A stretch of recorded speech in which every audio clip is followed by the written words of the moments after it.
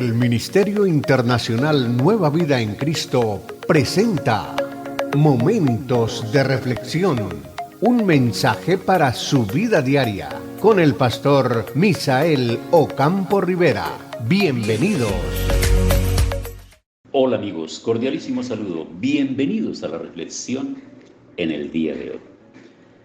Cuénteme cómo le están pareciendo las reflexiones del capítulo 8, ¿verdad? Que están muy distantes de las reflexiones del capítulo 7. En este capítulo 8 está enfatizando bastante en dos aspectos importantes. Primero, en la mentalidad humana y segundo, en la actividad del Espíritu de Dios. Lo Espíritu de Dios viniendo a la mente del hombre. Entonces no es que deje de pensar humanamente. No se trata de eso. En ningún momento el espíritu humano nos va a despersonalizar, el espíritu divino nos va a despersonalizar. En ningún momento el Espíritu de Dios va a querer que nosotros dejemos de pensar como seres humanos. Seguiremos pensando. Lo que sucede es que viene a traer un equilibrio para que nosotros aprendamos a pensar correctamente, a pensar como se piensa en el reino de Dios, a pensar. Jesús, cuando le pidieron que les enseñara a orar, le enseñó a orar el Padre Nuestro. Y en el Padre Nuestro enseñó a pedir que se hicieran las cosas aquí en la tierra como en el cielo, y que viniera lo del cielo aquí en la tierra, para que nosotros aquí, con mentalidad de terrícolas, de terrenales, pudiéramos aprender cómo funcionan las cosas en el cielo, de esa gracia, de ese poder, de esa autoridad, de esa unción, de ese Espíritu de Dios que viniera sobre la vida de cada uno de nosotros que nos acercamos a Él. Capítulo 8, verso 16. Romanos capítulo 8, verso 16. El Espíritu mismo le habla a nuestro espíritu y le asegura que somos hijos de Dios. Imagínense ahora cómo es esa charla. El espíritu del hombre y el Espíritu de Dios tienen una conversación espiritual. Recuerde que el hombre es cuerpo, alma y espíritu. Y precisamente el espíritu que hay en el hombre es eso que Dios colocó en él para que sea diferente a todos los otros seres vivientes, inferiores, a las especies inferiores. El hombre, como esa especie superior, con imagen y semejanza de Dios, la imagen y la semejanza de Dios consiste exactamente en que es inteligente, creativo, capaz de diseñar, de hacer, de desarrollar, de proyectar, pero a su vez tiene espíritu en él, y ese espíritu en él es como ese toma. Cuando viene ahora el Espíritu de Dios, que es como esa especie de corriente eléctrica que llega ahí y se unen, entonces alumbra el entendimiento de la persona.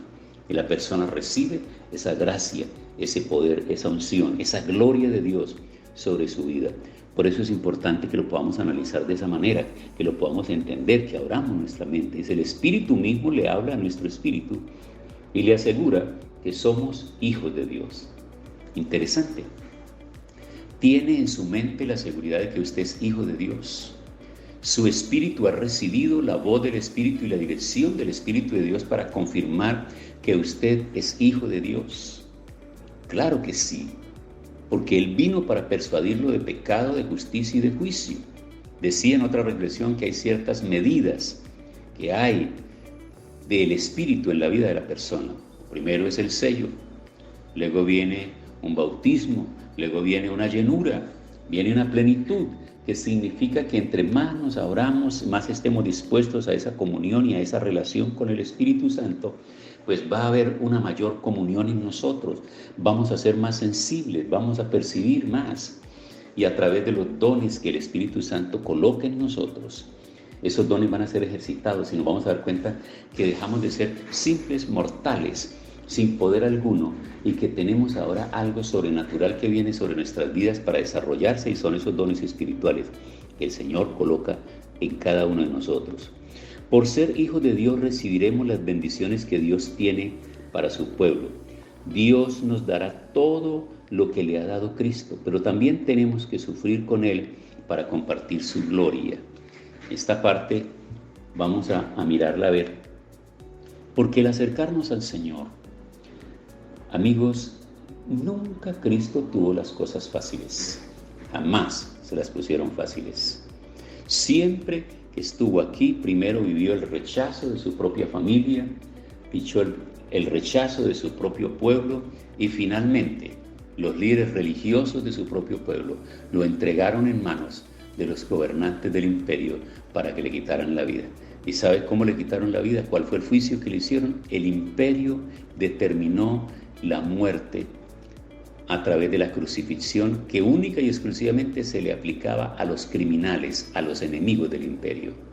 Y que existía también la orden de que ese nombre jamás se volviera a mencionar por haber sido alguien que iba en contra del imperio.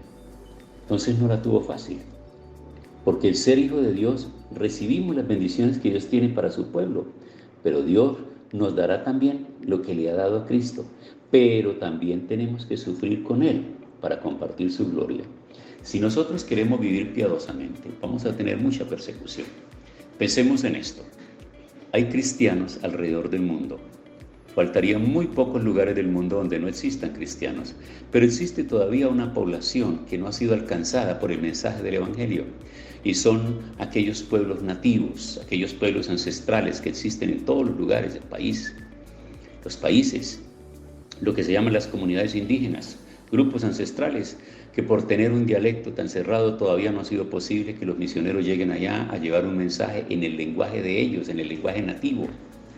Pero por lo general ya en muchos lugares del mundo hay misioneros, y muchos de los lugares del mundo, de países de gobiernos y regímenes no cristianos, tienen religiones paganas. Y al tener religiones paganas, religión y Estado es lo mismo. Así que quien vaya a hablar de alguien diferente al profeta y a la religión que profesa el Estado, pues inmediatamente esa persona llevará consecuencias. Así que alrededor del mundo hay misioneros cristianos que están en la cárcel, hay otros que han sido enjuiciados, hay otros que han sido asesinados, hay otros que han sido expulsados, hay otros que han sido deportados, y hay muchas viudas y muchos huérfanos, muchos lugares. Cuando tengas la oportunidad de buscar un libro que se llama Torturado por Cristo, escrito por Richard Wurmbrand, allá en Rumania, por la Rumania por ahí de los años 70, cuando la cortina de hierro se estableció sobre la Unión Soviética, los países que profesaron, que militaron y que abrazaron el comunismo, dieron un trato criminal y mataron a muchos cristianos, mataron a muchos sacerdotes y a mucha gente por causa de la fe. Así que cuando tú leas el libro Torturado por Cristo de Richard Wurmbrand, te vas a dar cuenta de todos los testimonios, de toda la forma vil en que fueron tratados aquellos hombres y mujeres por causa de su fe, cómo se burlaron de ellos, cómo los trataron y cómo los maltrataron. Y hoy todavía, en el siglo XXI, hoy por hoy, también hay lugares así, donde los cristianos son perseguidos. Pero está claro aquí, por eso dice este versículo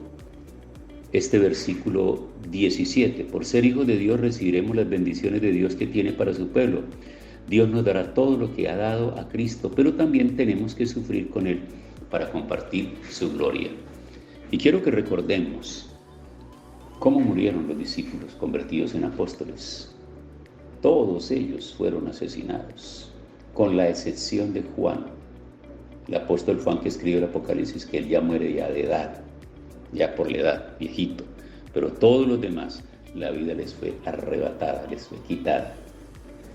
Yo conozco, dice en el capítulo 8, verso 18 de Romanos, que tenemos que sufrir ahora, pero esos sufrimientos no son nada comparados con toda la gloria que vamos a recibir después. Interesante palabra, de fe y de ánimo.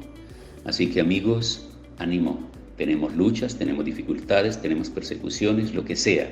Todo lo podemos en el nombre de Cristo Jesús. Gracias, Señor, por esta palabra, por fortalecer nuestra fe. Oro hoy por nuestros misioneros en los diferentes lugares del mundo, aquellos que están siendo maltratados, encarcelados, flagelados, aquellos que se les prohíbe anunciar la fe. Oramos hoy, nos unimos a orar por ellos para que los fortalezcas, los guardes, los guíes, los libres de todo mal y de todo peligro. En el nombre de Jesús. Amén. Hemos disfrutado de un gran momento de reflexión con el pastor Misael Ocampo Rivera. un mensaje lleno de amor, esperanza y felicidad para tu vida. Los invitamos a compartir este mensaje con sus amistades y en sus redes sociales. Búsquenos en YouTube y Facebook como Ministerio Internacional Nueva Vida en Cristo y en Instagram como @MinInternacional Nueva Vida. Momentos de reflexión.